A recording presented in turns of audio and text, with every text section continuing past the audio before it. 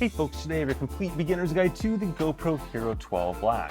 In this video, I'm going to take you start to finish from unboxing this, all the parts in it, all the hardware, how to use the hardware. Someone's already getting excited over here about this, as well as going into the GoPro Quick app and how to use that. I'm going to start off with the basics and get to the more complex stuff based on someone who uses this camera, these cameras, literally every single day. I've been doing that for about a decade or so now at least. With that, let's just simply get right into it.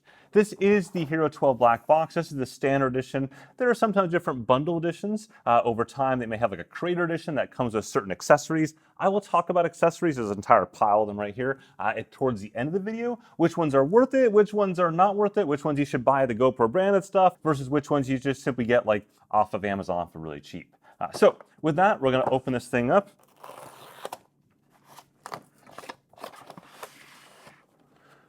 Notable about the Hero 12 Black this year is that it no longer comes with a carrying case. Up until now, it came with a carrying case. This one does not. So not a big deal. I only use that for other things. I never actually carried my GoPro in it. I just stuck other accessories in there. I'm just going to pull out some of this stuff right here. So this is the Enduro battery.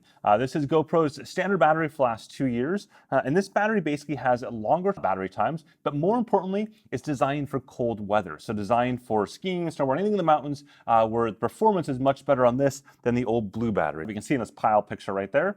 So there's that battery. Here's the charging cable. It uses USB-C. You can use any USB-C charging cable that you got out there. This one is just simply in the box. And then inside here, we have one sticky mount.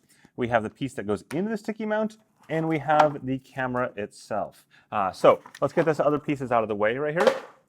There are two basic types of sticky mounts. There are curved ones and flat ones. You can see this is slightly curved. There's also flat ones. Do ensure when you're putting a sticky mount on something that you get it for the right one. Keep in mind, these sticky mounts are more or less disposable. I mean, they work great. They stick forever on something. You can buy like packs of 20 or 30 of these things on Amazon for 10 bucks, like nothing at all, right? So don't overthink this too much.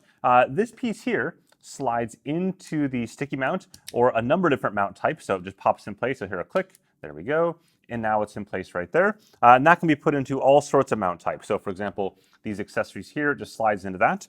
But on the top of the camera, or bottom of the camera, once we open this up, so this is a paper, come on. On the bottom of the camera is a standard GoPro finger mount. You see this right there. This is designed to slide into this here. And then the screw, which, where's our screw? Hold on. Screw in the box. The screw then goes into it here. This is the same GoPro mount since the very beginning, and it's something that is incredibly popular with not obviously just GoPro accessories, but all sorts of third-party accessories. It works really, really well. However, what you'll notice is in the bottom of this, if we move out right here, there's also a new tripod mount on the Hero 12 Black as well. So if you have a tripod, the standard tripod screw, you can just go ahead and put it in there. Keep in mind, I would say for most really high-speed sport applications, you're better off using the GoPro mount. I would really only use this on an actual tripod and not as like your standard mount. So opening up the door right here, this is where the battery will go in. It's also where the SD card goes in. So you can see that right there. First, we'll grab an SD card. I cannot repeat this enough. Buy good SD cards. They don't cost much money. This is a 256 gig card. I believe it was like 25 or 28 bucks, something like that. I buy this exact one over and over and over again. I'll link it down below. I bought just another 3-pack of these the other day. And the reason is make sure you buy these from reputable dealers. Like if you're buying on Amazon, make sure it says coming from Amazon itself and not something else, because bad SD cards will cause issues, and there's a ton of fake SD cards out there. So let me just get this SD card out real quick. Now to be clear, it uses micro SD, not the full SD, so technically it's a micro SD card. So I just simply stick that in there like this, and then pop in with your fingernail. It's a little tricky to get there. You'll also notice a USB-C charging port right there. We'll go ahead and slide the battery in. There we go.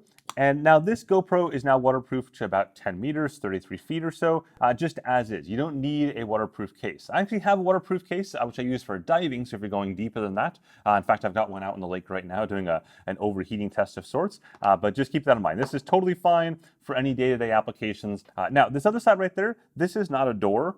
This is actually protecting the microphone, how it drains water out, so do not try to open this up. That leads to bad things. And then this is the lens cover here. You can remove this by just simply rotating. You gotta kind of press in and rotate it one way or the other. There we go. And I just turned it on at the same time, which is all right.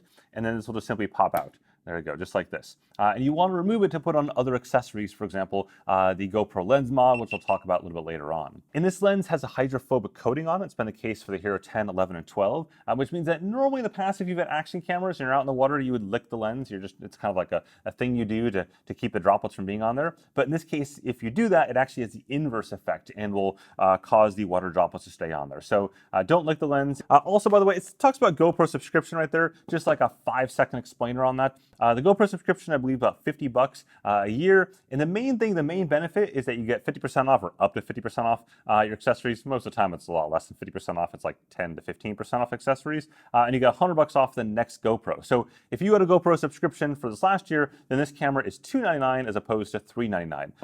But more importantly, from a technical standpoint, what's great about this is that it uploads all your footage to the cloud. Obviously, you choose what you want to choose on that. I find it useful simply because I can plug my camera in at night, like last night, and all the footage from the beach gets automatically sucked up to the GoPro cloud, and it's there, and I don't have to think about it. Okay, now it's time to walk through the basic setup here. So we'll choose our language, English. We'll read a bunch of legal stuff that I won't read.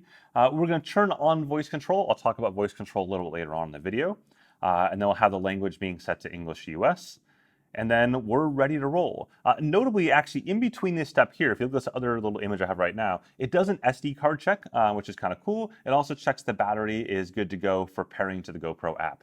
So with that said, I'm gonna grab my phone. The GoPro Quick app is where you can download footage from your camera. You can make little automatic edits, change camera settings, preview the recording as well in real time. So I'm gonna press the upper left-hand button to add a new camera, and it says we found my GoPro. I'm gonna choose to connect camera. I'm just going to go ahead and pair that. There we go. Pairing. Very, very simple and straightforward. Don't have to do anything yet on that.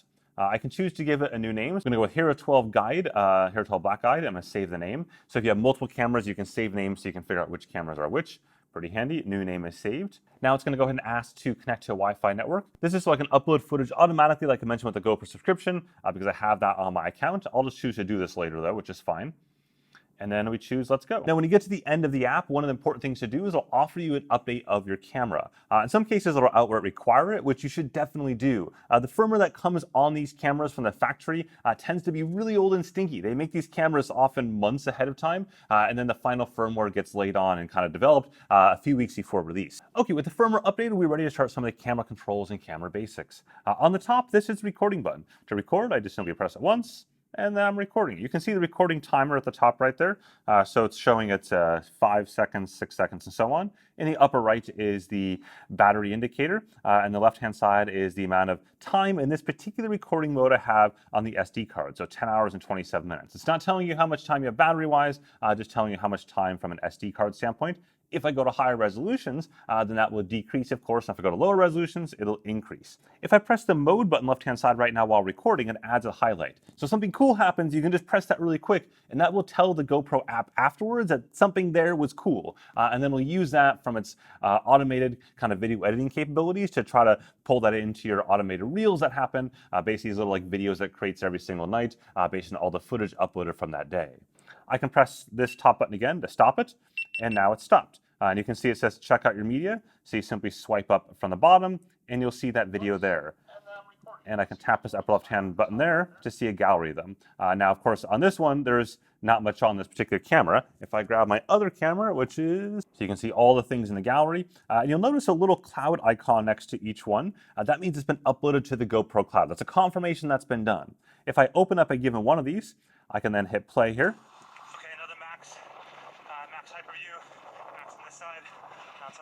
I can pause it. I can scan through this by going like this to move through the footage to find what I want. I can add a highlight manually if like, oh yeah, this moment right here, that's a good moment. So now the highlight's been added. And if I swipe down or swipe back again, there we go. There's upper right hand corner is that info button. This shows me the detail about that. So the date, the time, the presets, the resolution, all the details are shown there, which is kind of cool if you want to double check something to see how it was actually shot. Now we'll set this aside for the moment. We'll go back to this camera over here, back into swipe down to get back to the camera mode. Now, along the bottom, you have the digital lens. So if I tap that W, that stands for wide. And wide means it's in wide view. There's basically a couple different digital lenses to work with. Starting off at the very bottom here, you see linear plus horizon lock. Horizon lock means that if you rotate the camera over, so full 360 degrees, it'll stay put. So just to demonstrate this, I'm going to record really quick right here. Okay, we're going to hold it out, and I'm going to move the camera and flip it over. So you're seeing it rotating, but the actual image is staying perfectly still. Here's what that image looks like right now from the actual camera. You can see it's level. So if you were to do like a flip or something like that, or rotation like a barrel roll, this will keep the camera perfectly level. It's more useful, not for barrel roll so much, but just simply cases where you might have the camera off tilt like this, whatever the case is. If you have it in a car, this is really useful to ensure that the horizon is level the entire time, no matter what's going on, no matter how you have it mounted or anything like that. So stopping that particular recording, bottom left-hand side again, you then have linear mode. Linear mode is what you think of right now when you're seeing this camera. That's my main DSLR camera. It's like this, or this one here too, where there's no fisheye look to it. That's called linear in the GoPro world.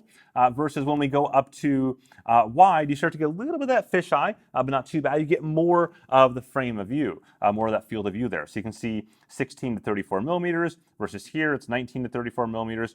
And then you go up to 16 millimeter for super view. And then beyond that, you get hyperview. And each one of these gets wider and wider. And I'm showing you right now some kind of different variations of that just to see what that looks like as you get the different lenses there.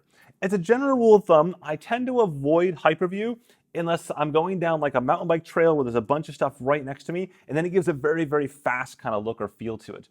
Basically, the wider you get in the image, the faster it'll make you look. So if you're going kind of slow, the fastest way to make you look fast is to go into hyperview or superview. In fact, in general, I'm going to use superview for everything. Remember, hyperview is even higher. Superview is kind of like that middle ground. The one thing I don't tend to like about hyperview is that sometimes it distorts the image a little bit too much in order to pull that effect off. So that's why I find superview is sort of the best middle ground there. If I'm shooting something where I want that footage to blend into the rest of my phone footage or camera footage, then I might choose linear mode. But by and large, I find superview is kind of where I want to be. Hey, just a quick note from future me in the video with all this accessories around me. If you're finding this video interesting or useful, now would be an awesome time to hit the like button or the subscribe button. It really does genuinely help out the channel quite a bit. So we're going to switch back into that mode right there, superview. At the bottom, you'll see this new option called standard quality. This is part of the easy controls. We're going to go into pro controls in just a second, but easy controls makes it simple to figure out what quality level. So you have three options. You have basic quality, which is 1080p. You have standard quality, which is 4K. And then you have highest quality, which is 5.3K. And then within that, you have different options as well. So if I go back here, I tap this lower right-hand button. This is a framing. So I want it to be widescreen, which is 16:9, the standard way you would watch most shows on television. And then you're right here, vertical. So you can see now it's just a vertical image. And then tap it again. So that'd be like for Instagram, TikTok, anything on your phone for that matter. Full frame. Now full frame is almost a square. It's technically 8:7, whereas a square would be 1:1. So it's talking about the aspect ratio. And in this case, it's 5.3K at 8:7. And that means that you can kind of take this image and do whatever you want with it. You can do a vertical shot if you want with it, or a horizontal shot. At the end of the day, the GoPro is basically shooting this image and then cropping everything into it. So when we talked about the wide and linear modes and vertical and horizontal, at the end of the day, GoPro is shooting what's almost a square sensor image, and then it's just simply cropping whatever it wants and whatever view you want into that. So people like this particular highest quality full frame sensor mode because it allows them to do that cropping afterwards in the GoPro app. Now the last core piece to understand is how many frames per second you're going to shoot. You see this 1x right there? That allows you to change the frames per second. So you can see at 1x, it's going to be 25 or 30 frames per second, depending on where you are. I've changed my camera here because I'm in Europe to match my lights. So it shows 25. If you're in North America, it would show 30. And then if I go to 2x, that's 50 frames per second. And then 4x is 100 frames per second. And then 8x is 200 frames per second. These are all slow-mo modes. Generally speaking, most things are played back at 30 frames per second. So if you're shooting at 60 frames per second, that means that you can slow it down twice as fast. You're shooting at 120 frames per second, you can slow it down 4 times before you start to see degradation in the image. So if you're shooting someone doing a cannonball, you want to, like, generally speaking, go as high as you can. So 200 frames or 240 frames per second. For the most part, when you're shooting day-to-day stuff, just shoot in 60 frames per second, unless you're planning on putting a camera outside in the sun in a static position where there's no wind flow. For example, a baseball game or a football game or something, you put it on a stick, or if you're fishing and you're trying to record yourself doing that the entire time, that's where overheating concerns come in, and that's why you should check out my other video in the corner where I dive into all the nuances of that. Now, swiping down from the top right here, you have a bunch of different options. The most notable option right there is this bottom left-hand one, which changes the front screen. So there's basically 4 options here. You can have it off, So this is the front screen, by the way. I didn't really mention that earlier on. There's a front screen there. It's not a touchscreen. The DJI Action camera has a touchscreen on it. The downside, though, is that in the DJI Action 3 and 4, in particular the 4, though, the screen turns off at 60 frames per second or higher, versus the GoPro, it stays on the entire time. Obviously, I think we all agree I would like a touchscreen on here. So if I have to choose between having a touchscreen that turns off or a non-touchscreen that stays on, I'm going to choose the stays on every single time. So there's the views. I'm just going to show you this real quick here. This first option is status only. This means if I go back here, you're going to see just the status in this particular mode. So it's not going to show you your image. It's just going to say the shot number you're on and the mode, etc. Go to the next mode. It's called actual screen. You'll see what it does here. You'll see what it does here is it shows the exact screen that is being recorded. So you've got the black bars on the bottom and whatnot. Versus if I go to the last option, it will go ahead and crop in and basically center it to full screen. But this means you're not going to see the stuff that's over on the side, right? It's not there anymore versus the actual camera is recording that.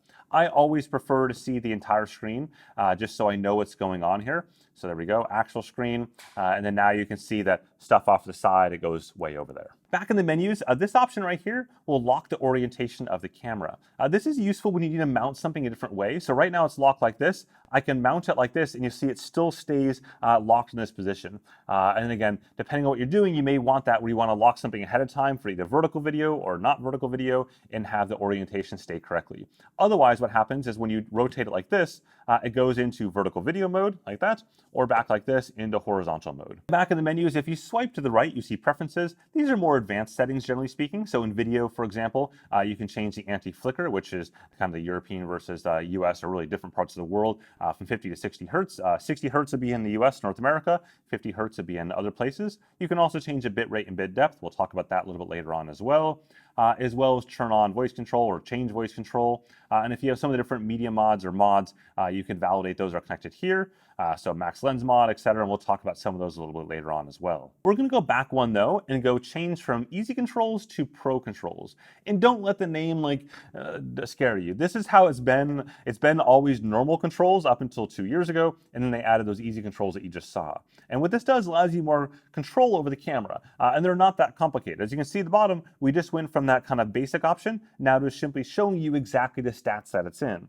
So you can see right there, I'm in 4K 4K 25 in wide view and 16:9. I can choose the settings option right there and change these. So I can say, you know what, I'm gonna go back to the top here. I want standard, I want HDR, which aspect ratio, 16:9, vertical, 4:3, 8:7, that's a full frame option, which resolution. And as I choose these, you'll see it'll automatically change what the options are available for that particular resolution. So for example, in 5.3K, I can do 24, 25, 50. I can also do 60 frames per second if I was shooting in that particular type. I can change the wide, so I can go to super view. I can choose hyper smooth, off, on, or auto boost. Now, hyper smooth is basically GoPro stabilization technology. Cameras these days use software stabilization to electronically stabilize the image. It's not a physical gimbal inside of there. So off would be bad. Don't ever use a GoPro with this off unless you're maybe shooting something static that's on a tripod and it's really hot out and you really want high resolution, but otherwise just keep it either on or auto boost. What auto boost does is it will dynamically change the cropping of the image. So you imagine if we talk about a sensor, basically you have a large sensor like this, and the GoPro is taking a smaller portion of that and then moving within that to account for the bumps. What auto boost does is says, hey, you know what, you're on a nice smooth road, I'm gonna give you more of that sensor. But if you go like spiraling off the side of the road, then it's gonna slowly crop in just a little bit, very subtle, to go ahead and allow better stabilization within that. You go back onto the smooth road and it increases that field of view again. So you can do auto boost if you want to. I just tend to leave it on so I know it's the same field of view the entire time, but that's really just more of a personal preference type of thing. If I choose capture right here, you can do some of the advanced capture options that we'll talk about in just a second. As well as down here, there's ProTune to do the same thing. These are more advanced modes that we'll talk about how to change things. Now, if I go back up here at the top, I can tap this mode right here and you'll see the different video presets. I can create a new preset though if I want to. So I choose create new preset. Do I want video or looping? Choose that. And I can choose the preset settings. So we'll have this one be an HDR one. We'll do 16:9, 5.3K because of course. We'll leave it on super view. And I think that's good. There we go. and choose this, and now I can choose a name for it. So I can say custom error, all these things like this. The only downside here is you cannot give it an actual custom name. When you choose custom, it just says the word custom. I wish I could choose something here and say this is for road cycling or chest mount or whatever I want it to be, so I know what that is. So we'll go for a point of view, sure, and then we're good to go. Now if I tap this again, there we go. You'll see now that POV option is there. And you can create multiple presets if you want to. I usually have a few different presets that are on there. Again, the one downside to this is that you can't name these. So after a while, you just get a whole pile of presets, especially in the photo modes where it's not very clearish what you're doing. Here it's a little bit more clear, and I can change anything in there at any point in time. Also, if you go back here, you can always long hold on this, and this gets you back to the settings. That way you can change what these things are displayed in the lower right hand corner. So if I long hold on this particular shortcut, you can see I can change the shortcut. So instead of being the settings shortcut, it's the digital lens shortcut, or it's hyper smooth, or it's duration, or hindsight, or timer, or all the different settings that I want to change are all offered right there. So in my case, we're gonna go with hindsight, and I'm going to show you what that is now. So hindsight is like TiVo. Remember TiVo back in the day? So I just go ahead and enable that now. And you see hindsight is on. When that's doing, you see the top of that little timer there, +4, 5, 6, 7. It's creating a 30-second buffer. So hindsight allows you to save SD card space by creating this 30-second buffer. And then when you see something cool happen, you can press the capture button right there, and then boom, you've now got 15 seconds already recorded behind the scenes. But if you don't press that button, it won't actually record that footage. Now note, this is still burning battery the exact same way as before, but this is really, really useful if you're doing something repetitively over and over and over again, and you're waiting for something amazing to happen, but it may take you like 45 minutes for that amazing thing to happen. You don't want to scrub through 45 minutes of footage later on. So imagine, like, I don't know, you're trying to shoot, basketball across the entire court, and it takes you, again, 45 minutes to get it into the hoop. Once that happens, then you run over and press the record button, and you get the last 30 seconds. So the buffer is up to 30 seconds. I hit stop right there. And you can see it's going to rebuild that buffer up again. There we go. And I can stop this whenever I want by just hitting the stop button. And note, when I said that the hindsight was 30 seconds, that's one of the two options you have. So if I long hold this right now to go back into the settings and go on down here into capture, you see hindsight's off right now. And I have the 15-second option or the 30-second option. So do keep that in mind. I'd say, like, if you're going to do this, just go for the 30-second option. Otherwise, it's kind of silly to have just 15 seconds when you could have 30. It obviously gives you a few more seconds to kind of get back to that camera. Next, on the left-hand side is the mode button. The mode button will change the mode. So if you press this once, you'll see it goes to photo, press it again into time-lapse, and then press it again back into video. So we're going to go to the time-lapse mode real quick, and I'll kind of walk you through some of the options right here.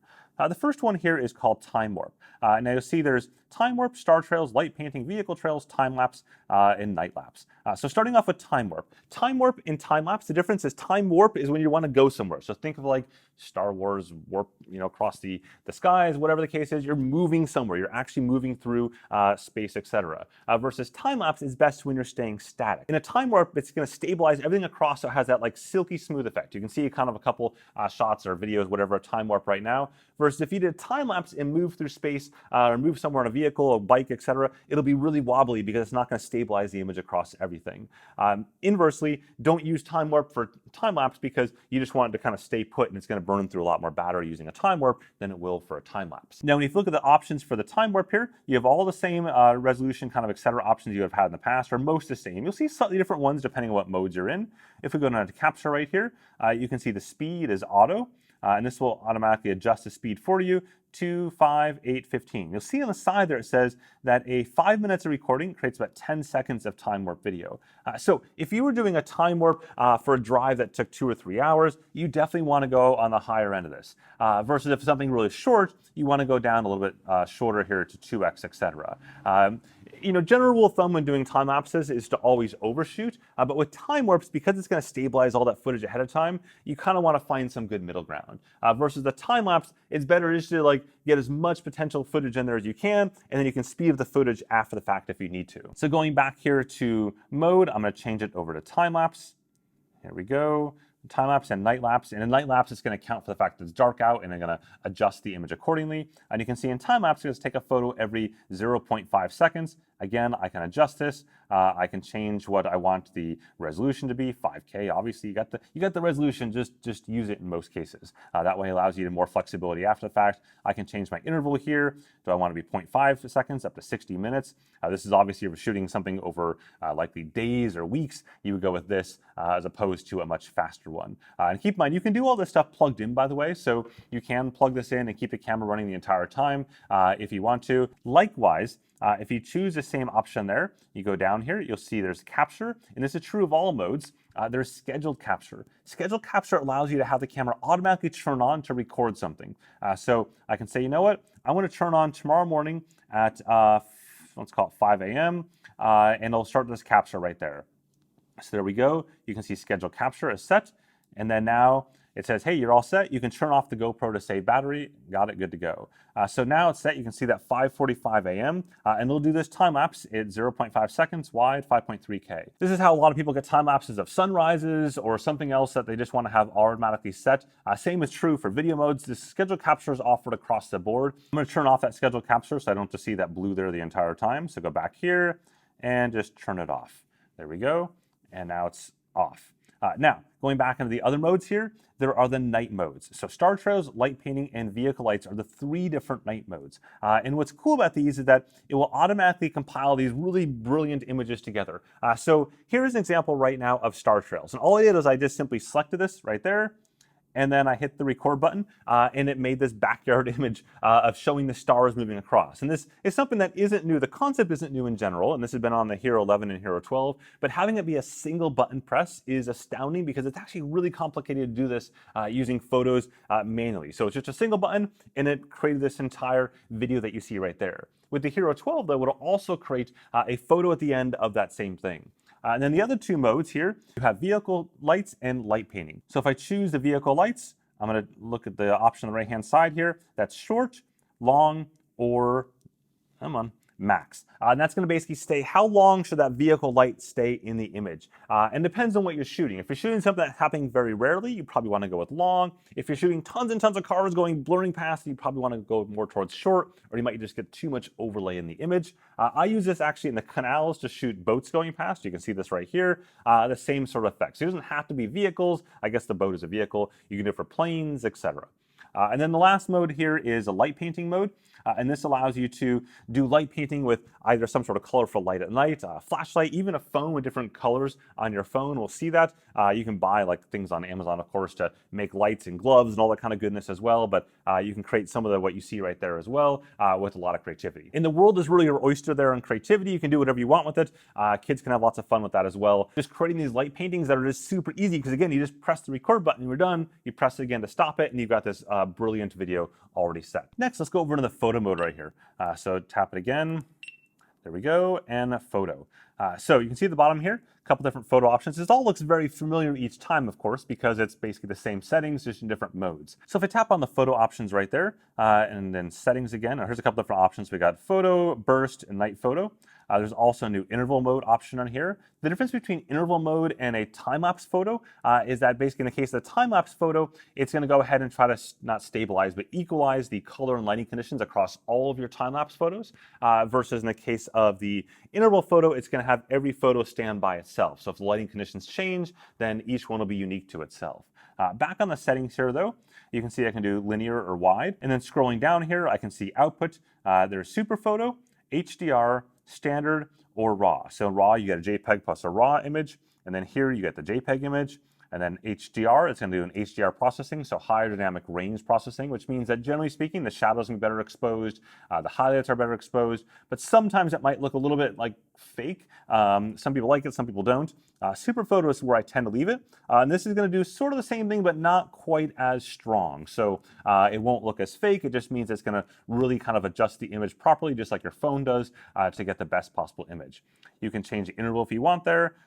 Duration is obviously off because the interval's there. Schedule capture, timer. So if you're trying to shoot, a group photo, you can change the timer to 3 seconds or 10 seconds, and then the zoom as well. So you can zoom in and out here. Again, keep in mind, this is just a digital zoom, right? It's not a physical lens moving along there. And then if we tap back here, You'll see back in the main settings, the timer is also up here in the left-hand corner, so you can do the delay timer right there as well. One of the things to keep in mind though with photo modes is that in the case of a GoPro, the photo gives you way more resolution, about 27 megapixels or so, but getting the exact photo in an action scenario is really, really tough. And most people these days, given the 5.3K nature of this, which is very high resolution from a photo equivalency standpoint, will just simply shoot video in 60 frames per second or shoot video at 120 frames per second to get that shot. It's only when you absolutely need that super high resolution of the photo that I would say use photo mode. But for almost all moving object sort of thing, it's better to use the video and then take the still using the GoPro app at still a very high resolution because it's shot in 5.3K. Now, if we go down here, you can see those burst modes. So I choose the burst mode right there and then choose the settings. And you can see the burst rate. So I can change from auto, which is up to 30 frames in 1 second, depending on lighting conditions, all the way up to 60 frames in 10 seconds, 60 frames in 6 seconds, 33, and you can see it kind of changes there. So really your highest is at 30 over 1 second. And again, reminder, in the case of 60 frames per second or 120 frames per second or 240 frames per second in video, you get way more frames per second there, obviously varying resolutions compared to this. But now let's increase some of our options here and go talk about some of the HDR modes and log and that kind of stuff briefly before we talk about audio and Bluetooth pairing and so on. So I'm back on the video mode just to show you this here instead. I'm going to long hold this to get into settings, and I'm going to scroll down. And now, we've seen some of the capture options like schedule capture, duration. This is where you can tell it to turn off after a given set in time. So for example, we did a schedule capture, but you only want to capture the first hour of that sunrise because after that, it's all going to look the same. You can do duration for 1 hour instead. So that's kind of a handy thing to know. Hindsight, again, like we saw earlier on, the timer as to when it will start, 3 and so on, just like we showed. And then we have ProTune. ProTune is where you can change all the settings, basically give you the manual control over everything. So you can change the shutter, EV comp, white balance, ISO, sharpness, color, audio, raw audio will automatically record all the different camera microphones. On the Hero 12, there are 3 microphone locations. There's this top one right there, that little hole. There's one inside this little set right there. And then there's the one that's below that drain not to pull off for the microphone there as well. So they use the 3 microphones to basically cancel out wind noise so that you can get that wind reduction depending on which way the wind is coming. Now, if you don't trust that for some reason, there's no reason not to trust that unless you're really deep into this. Then you can turn on the raw audio, have all these tracks recorded to the SD card. So you can redo the audio if you want to later on. Going on down here, you've got shortcuts. This is where you can again change those shortcuts like I showed you earlier on. And these same ProTune options right there are offered in both the photo mode and the video modes. So you can always kind of use those ProTune options however you see fit. You may notice at the top of the settings, there's the new HDR option for video, high dynamic range. What that does, it'll increase the dynamic range of the image and basically better expose highlights and shadows. So in the case of this little snippet right here, you can see that the clouds are better exposed in the HDR image than the one that does not have HDR enabled. In a lot of scenarios, you won't really notice the difference, but it's these sort of cases where you have bright areas and kind of shady areas that you want to expose more properly. In addition, the Hero 12 also has the ability to enable log mode. So you swipe down, preferences, and then go into video. And you choose first, you have to choose bit depth to 10-bit. So you can do this without enabling log mode to get more depth out of the image. So 10-bit there first. Also in the same area, you can increase the bit rate from standard to high bit rate, so up to 120 megabits per second. And then go on back here, and then back again. And if you long hold down this, you'll now see the new log option right there. Now log option means you're going to do color grading after the fact. So don't enable this unless you plan to do color grading and know what color grading is. It's a whole different art form unto itself, but that's how the option is there. But if you just want to choose to have HDR with 10-bit on as well as a high bit rate, you can do that. And you can see that right there, and the same is true for standard as well, but the log option is only enabled when you enable the 10-bit option. Okay, so let's talk about some of the audio options with the new Bluetooth pairing to headphones. So this allows you to take any sort of Bluetooth audio device, whether it be headphones like this, AirPods, bigger headsets, or Bluetooth mics, for example, for motorcycles, etc., and pair them to the GoPro. The way this works is we swipe down from the top right there, swipe to the right, pair new device, turn wireless connections on. There we go. Pair new device. And then we just simply hold the pairing option down. A second, here we go. To get this in pairing mode, you can see Beats Studio Buds. I press that, and that will start the pairing process, and it's done. Now, the way this works, you can see that little microphone in the top right-hand corner there. This means it'll take audio from the Beats Studio Buds. Now keep in mind, a lot of things will impact the audio quality here. First of all, being Bluetooth audio quality is going to be sometimes hit or miss on the microphone to begin with. It'll depend on your particular device, but also what's in between the camera and your device.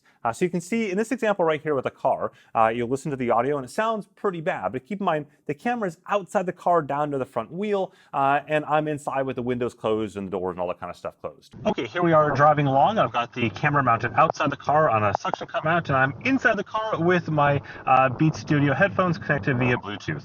Now, if we go on to the next example, you'll see I'm standing outside, and I'm just right in front of it. So it's got really clear line of sight, and you can hear what the audio sounds like there. Here is an audio synchronization test, so you can see whether or not these two things are in sync. This is the Beats Studio Buds. I'm just simply holding about 2 feet in front of me. And here's what that same audio sounds like directly from the camera, as opposed to using these Beats Studio Buds. So you can see it's going to vary. I don't have a lot of Bluetooth audio devices. I have other microphones, but they're not Bluetooth. Hopefully over time we'll see other microphones. Like I use this DJI mic here for all my recording and stuff, and then same with like the Rode lav mics as well. It'd be really cool to see those over Bluetooth. Otherwise, if you don't have that and you want to plug a microphone into the GoPro, you will need to use the Media Mod. So the Media Mod is this thing right here. My little windscreen fell off. Here's what it looks like otherwise without the windscreen on there. But this, what you do is you take this and open it up and you take off the door. By the way, you can take off the door. I didn't mention this earlier on. Just like that. All it is, it's just designed to come off on purpose. So you just pop it in place, rip it off. It's not a big deal if that happens. It's designed for that in fact. And then I'm going to go ahead and slide this in here to the Media Mod. The Media Mod is an accessory you buy from GoPro. I believe it costs 79 bucks, give or take. Again, it is discounted with the GoPro subscription, so that's something to keep in mind. And then we'll just press this on. And now you'll see on the bottom, it's showing me the microphone. So there's this shotgun mic on top here. It's not awesome. It's not that much better. In fact, a lot of times I think it's actually worse than the regular mics. But what's more important is these little ports on the back. Keep in mind, the Media Mod is not waterproof, water resistant like the other camera is. So you've got a micro HDMI port right there.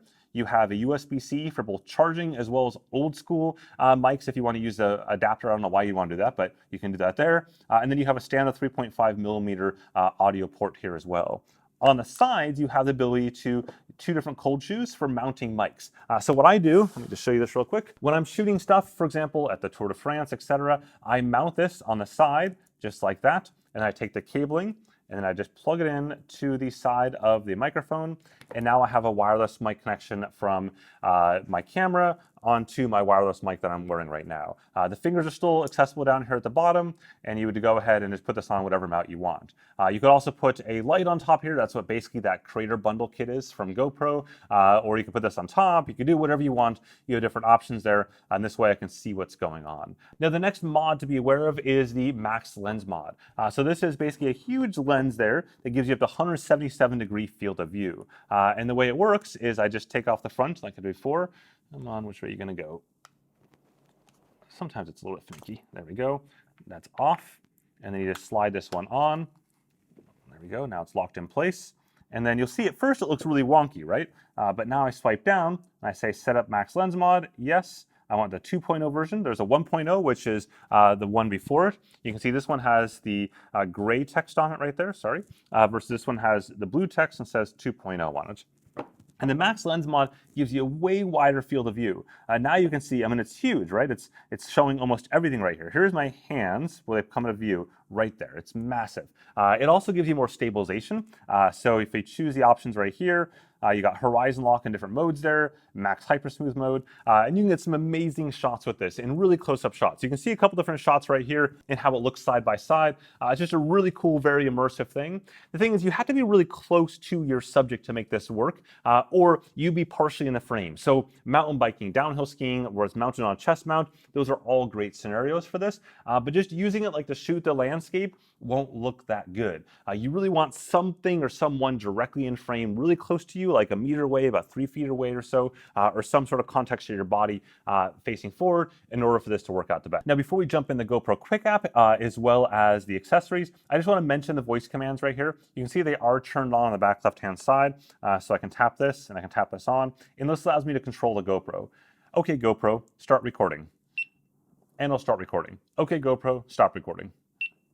And it'll stop recording. Now, I would recommend in general to turn this off unless you really, really want it. And the reason is I've had tons of cases where I've accidentally left it on and it'll misinterpret something else that's said in the scene and turn off the GoPro. Turning on, fine. It turns on and captures something, whatever, but there's a lot of times where I've said something and it just turns off the GoPro midway and you may not even realize it happened, and that's the worst possible thing because then you've lost the footage that you wanted. So with that there, let's talk about the GoPro Quick App, and then we'll talk about accessories. So I'm going to open up that Quick App real quick here. And I'm going to turn on this camera over here because I've got a lot more footage on it, so you can see what's going on right there. With this on here, on the lower right-hand corner, I have the GoPro option, and that allows me to connect to that particular camera. So I've got that, and I'm going to choose Enable Preview. This allows me to do a preview of the image, which is cool because up until the Hero 12, the last few years worth, you haven't been able to preview it once you hit the record button. You can preview it up until that point in time, but once you hit the record button, it shut that off. That is coming to the Hero 11 as well on a firmware update, and it's going to start this preview. This is also the same way you need to press that button to go ahead and download the footage. So you can see the preview now on the screen. There we go, moving that along there. And then here's what it looks like when you have it mounted outside a car, for example. A little more blocky because there's something in between, but it's totally fine for framing it.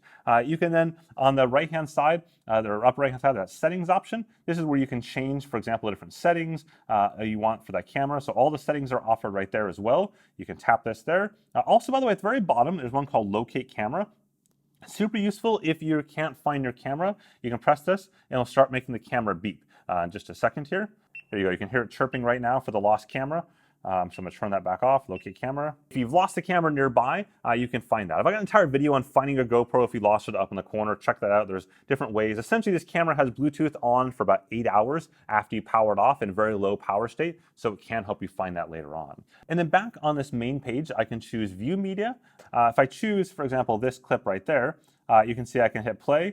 And down at the bottom, I can download it, which is the basically download icon, down icon right there. But more interestingly is the ability to grab a still frame for that. So the bottom left-hand option. And this allows me to scroll along this and find the exact frame I want. And say, you know what, I want this frame right there. Save that frame and save the photos. And that's what I was talking about earlier on, about to just take an exact still and have this be in my camera roll, which is really handy. Otherwise, you can go, I don't want to do survey, thank you. Otherwise, you can go back here. You can choose any of the clips you want. You can always see more information on them by tapping the information in the upper right-hand corner, see the date it was captured on, the size, resolution, etc. And then if I go back again, you see media. There's basically 3 categories of media. Media that's on the app, so download it from your camera into the app. Media that's in the GoPro cloud, so tons and tons of stuff there. It should find this up. I guess I'm in airplane mode, which is odd, sorry. Media that's up in the GoPro cloud, so you can see that right there. All the stuff that's been uploaded to the GoPro cloud. And then media that's on my phone. So anything in my phone app shows up here as well. So I can take all that stuff together and make little videos from it. Additionally, every day it'll download or create videos for me. So you can see these are videos that it's created each day of all the footage. Now, some of these suggested videos, because the last few days have been just like tons of random footage, are a bit wonky. But sometimes it makes really good ones that are worthwhile grabbing and looking at. And so you can see like this parachuting, or not parachuting, parasailing, whatever it is when you jump off the side of the mountain with a parachute. That's what that is there. And then you can just take these and you can edit them and kind of tweak them as you see fit. Or you can go to My Edits here and make your own little videos. So you can just create an edit and combine some of the video snippets together. And there's entire videos on creating edits here. The point is you can create edits or have it automatically create those for you. You can also just simply select a bunch of clips and tell it to make an edit. So you can say, no, I want this one, and this one, and this, and I don't know, like that, and make an edit. And it'll go and it'll create a little edit for you. And this is the case of me with my daughter out stand-up paddleboarding, and it's going to basically pull this together. And a lot of times they're pretty solid. Again, I've had a lot of extra footage in this case, last few days, that's just kind of random footage. But overall, these are pretty good. It's already automatically synced to music. You can't hear the music, but overall pretty good. Now, with that, I'm just going to close this out real quick. There we go. And show you some accessories. So we've talked about the media mods and things like that. I'm going to talk about the accessories that I use the most every single day. I'll link all these down below in the description there and go from there. The number one accessory I use is called the GoPro Shorty Stick, which is full of dirt. It tells you how much I use it, all the dirt that just fell out from I don't know what adventure that was. I think that was mountain biking or something, but sorry about all that dirt. That's there. It does pull up like this. It's covered in dirt right now. I got to clean it out, but it pulls up high, and it's just a little mini tripod, but it's great for like a selfie stick like this. I mount the GoPro to the top. there, like I said, I use this stuff every day. The second most popular thing I use, and you can find both a GoPro branded version of this and a non-GoPro branded version of it. The GoPro branded version is pretty reasonable. I find those two pretty similar though, so just keep that in mind. This here is called the three-way because it can be used a number of different ways. So you can use it like as a selfie like this. You can go ahead and make it a tripod if I pop out the sticks like that. Again, there's a lot of different ways that you can use this particular stick and 3 different kind of options here. You can close it up and use it. Sorry, mine's a little bit squeaky now. Close it up and use it like that. Lots of cool configurations there. This is great if you want a little bit longer reach on something. I often use this when I'm shooting on my bike to get like low shots and stuff like that. This is a bit more expensive. There are also knockoff versions of this too, but I found them to be not as good quality. On the smaller one, it hasn't really mattered much, but on this here, the knockoffs, they break really easily, to be honest, so I don't bother with that. I use that one instead. Next is a little waterproof, not waterproof, a little floaty mount for the water. So you can see this right here. Let me just zoom this back out so you can see this a little better. This is like $8 or $10 at most on Amazon. I don't buy the GoPro one because I think the GoPro one just feels way too big for me. It's cool, but I like a smaller one here like this. It works really well. Keep in mind, one of the things that I recommend buying on Amazon, I'll find or whatever site you want, a link down below, is a package like this. And so I've already like taken my package and pull it apart so you can see on the screen what it is. It's a whole bunch of random GoPro accessories. And a lot of these are kind of crappy, but for like 10 or 15 or 20 bucks at most, you get all these extra mounts in there, all these extra clips, and little things that you may use kind of sparingly. Like this came from one of those sets, and I use this a fair bit, and it's just perfect for what I want. Next is some sort of clamp mount with a small or large gooseneck on top of it. This is really useful for clamping onto things. You can just kind of tweak this and move it however you want. The longer the gooseneck is, they come with longer ones. I've kind of shortened it down here. And then it has the GoPro, standard mount on top there. And then this actually also pops off as well, right? So you can put, the camera directly on this here like that, or you can see it's excited about that, and that's excited too. Or you can go ahead and put it in the gooseneck mount. This is a random, generic clamp there, but I have GoPro ones. I find the GoPro ones have a little more strength to it than the random ones, but the random ones work for almost every scenario I have. Next is a suction cup mount. I put this one outside of vehicles up to highway speeds, no problem at all. Even with like 2 cameras on there, no problems. Again, there are generic ones, there are GoPro ones. My general rule of thumb is if it's a high-speed application, I'm gonna go with the trusted brand one, either GoPro or some high-end brands that I've used as well. There are high-end mount brands that are worthwhile if you wanna have like 3 suction cups on there and stuff like that. So just kind of keep that in mind. I've had this for years. It works great for me, so pretty happy with that. This is part of the GoPro Creators Kit, but you can buy it separately. It's called the GoPro Volta Grip. It's basically got a battery bank in the inside there, and this can rotate around. And then there's a USB-C port on the side as well right there, and this will charge your GoPro and keep it charged roughly maybe 4 batteries worth inside of this. So if I tap this battery icon here, you should be able to see. Oh, I guess it's dead now, sorry. But there's a record button there, so it can automatically trigger the GoPro, so you can be like this, press the record button, turn it around, and so on. Pretty handy. I don't use this a ton. I use this mainly at like conventions, trade shows, the Tour de France, etc. I'm shooting for a long period of time. We've talked about the Media Mod. There is the GoPro remote here. So I use this mountain biking. Almost that's the only thing I use it for, really. And allows me to go ahead and I can turn it on. I can control multiple cameras with this if I want to, and I can control and change the settings all from here. So you can see this camera's ready. So the GoPro Hero 12 Black. So this one's off, which is cool, right? So it's off. It's got a Bluetooth connection to it. Oh, my camera just died. But you can see what's going to happen here. I can press the record button, and then in a second, it's going to turn on this camera and start recording it, even though this camera is on. So there we go. Now it's recording. You can press to stop it again, and it'll do the same thing. So here we go. Press to stop. And now it stops it. And that can do like 5 cameras at once concurrently, which is pretty handy. At this point, I've gone through all my accessories. The cool part again, though, is that all of the accessories out there use GoPro standard mounts. So you just type GoPro mount accessory into Amazon or whatever you want, and there's an accessory out there for virtually everything. Anyways, hopefully you found this interesting or useful. If so, go ahead and whack that like button at the bottom there, or check out any of my other GoPro Hero 12 videos on the screen somewhere right now, where I cover plenty of other topics. With that, have a good one.